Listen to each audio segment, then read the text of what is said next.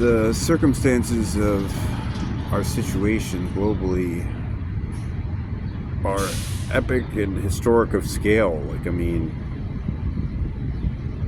It is American dollars being used to bring disharmony in the land of Jesus and Moses, and violates the principles of both Christians, Muslims, as well as the Constitution, and as well as statutory federal law passed by Congress about how it funds certain things and certain activities, and genocide treaties and treaties with the UN. I would urge people to take the advantage to get out in the streets and say that they don't want war with Iran, that they want an end to, over-policing, and really start a focus on, and we have no choice but to focus on, because we are in the midst of a climate emergency, and we're going to have to learn and figure out how to change the way we live day to day, and we don't want to do anything extreme. I love the world as it is, and it's a beautiful place, but the facts are the facts. We've kind of gotten crazy with how much oil we burn, and it's something we might very well need in the future, and I don't want to burn it all up into this thing and then have to figure out how to get more of it out of the sky.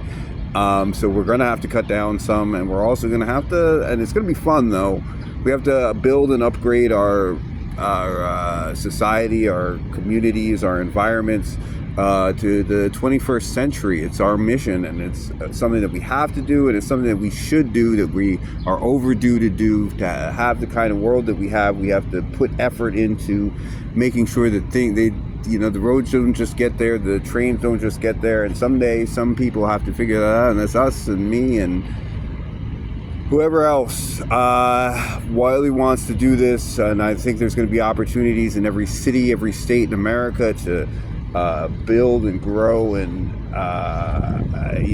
find their way to make their mark on their society, and build a better future. And there's going to be standards and things that we do everywhere, but hopefully we'll get a chance to all build them, and we'll have competitions in each and every state to build those, to figure out what's the next thing is. I would like to soften sidewalks to make it easier, and add drainage, and also reduce the concrete island effect in cities. I love to drive, but there's places where you have to figure out a way to make most of your traffic mass transit, and then driving for certain occasions and for certain kinds of things. But in the city, honestly, you get to a point where it don't bother you at all to just leave the drive into somebody else. But you have to try it and get used to it for a little while, like you did for the car.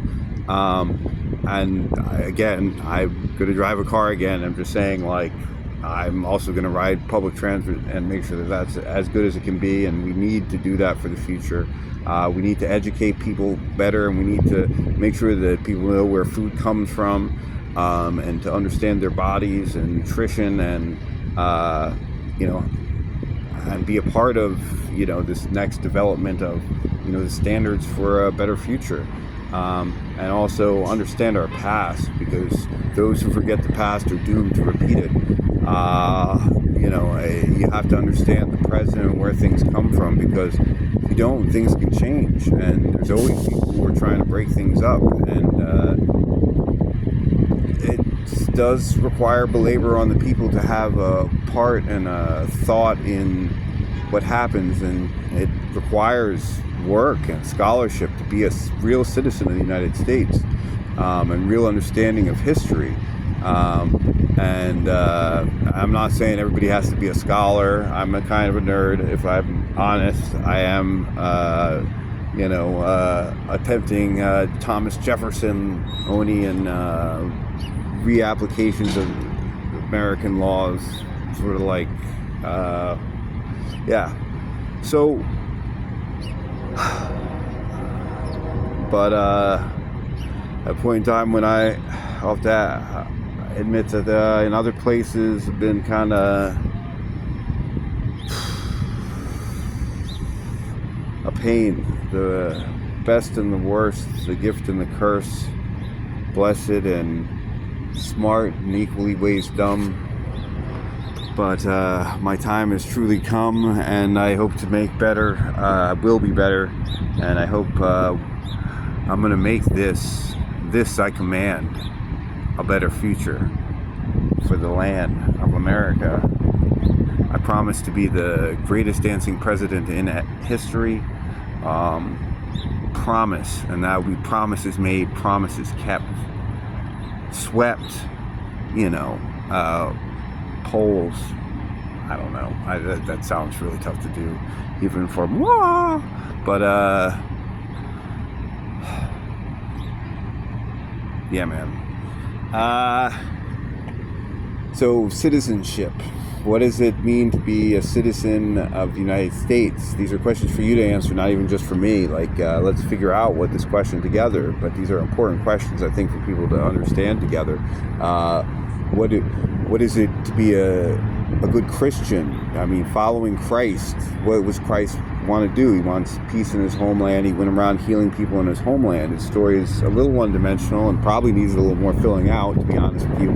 But his message in these parts were very clear about relationship with government, and also how we treat one another.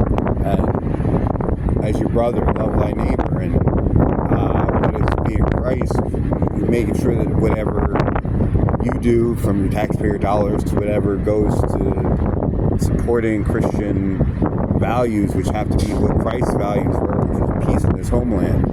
So we got to understand that, and we haven't, and we've all failed, and I've done, well, a lot more than most, all, but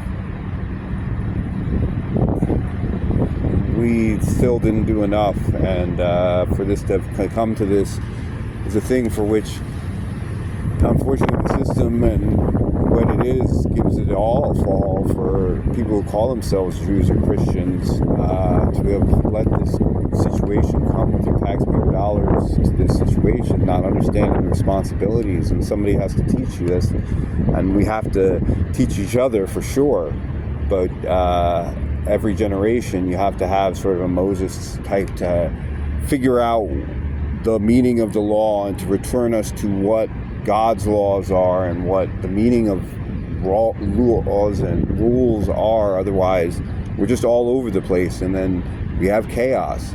And that's what happens if you just take what you have for granted, because you have to understand that. And what makes me feel tragic is, despite the fact that I enjoy being in prosperity, I don't love that I feel like I'm helping for there to be less prosperity in other places with wanton use of American taxpayer dollars, because I haven't stood enough. What we have in America is a great freedom that other countries don't have, to get out and say something, and can nobody do nothing for you or about you from the government. And that's a thing for which people can't even understand in other countries, because that's the first thing that people do with power.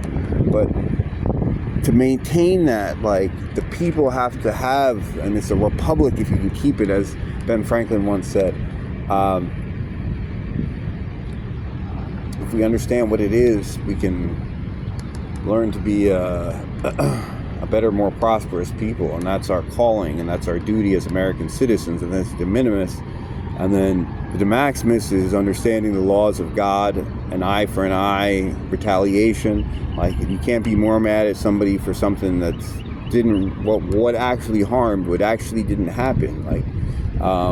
And then apply that to international relationships, which I could understand being a little complex, but I mean, just in terms of the anger we feel, and I know that of the American people, and I've felt strength from them, that their cues on the situation so graphically horrible have really changed on it, and we have to be better as a human beings, and as a species, as Christians or as Jews.